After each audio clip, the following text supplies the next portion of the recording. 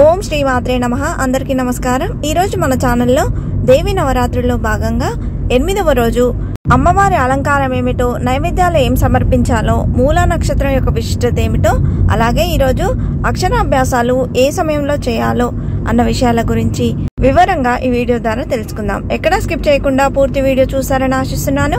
అంతకంటే ముందుగా ఇంతవరకు నా ఛానల్ని సబ్స్క్రైబ్ చేసుకుని వాళ్ళు ఉంటే సబ్స్క్రైబ్ బటన్ని ప్రెస్ చేసి పక్కనే ఉన్న బెల్ ఐకాన్ని ప్రెస్ చేసి ఆల్ అనే ఆప్షన్ ప్రెస్ చేశారంటే నేను పెట్టే ప్రతి వీడియో నోటిఫికేషన్ ద్వారా మొదటగా చూసేయవచ్చు.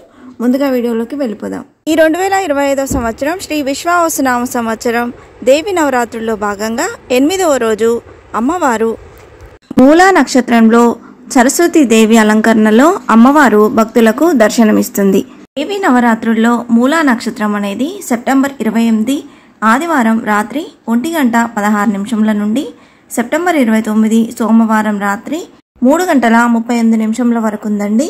సెప్టెంబర్ 29 సోమవారం రోజు మూలా నక్షత్రం అనేది పూర్తిగా ఉంది.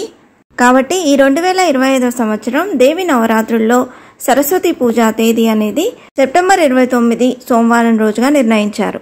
ఈ రోజు తిథి సప్తమి తిథి పగలు 12:25 వరకు ఉందండి.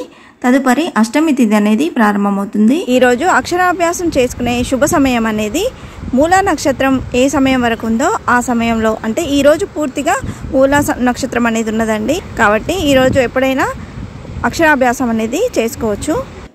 ఈరోజు అమ్మవారికి సమర్పించాల్సిన నైవేద్యం దద్దోజనం, పాయసాన్నం. ఈరోజు అమ్మవారిని తెలుపు రంగు చీరలో అలంకరిస్తారు.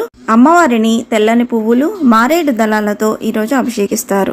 బ్రహ్మ చైతన్య స్వరూపిణిగా సరస్వతీదేవిని పురాణాలు అభివర్ణించాయి. త్రిశక్తి స్వరూపాల్లో సరస్వతి 3వ శక్తి రూపం.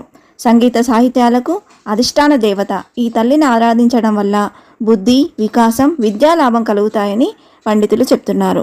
మూలా నక్షత్రం రోజున అమ్మవారు శ్వేత పద్మాన్ని అధిష్ఠించి వీణ, కమండలం, అక్షరమాలను ధరించి అభయముద్రతో విరాజిల్లే శ్రీ సరస్వతీదేవి అలంకరణలో భక్తులకు దర్శనమిస్తుంది.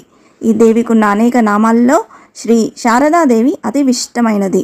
ఈరోజు తల్లిదండ్రులు తమ పిల్లల చేత విద్యాబుద్ధులకై సరస్వతీ పూజ తప్పకుండా చేయించాలి.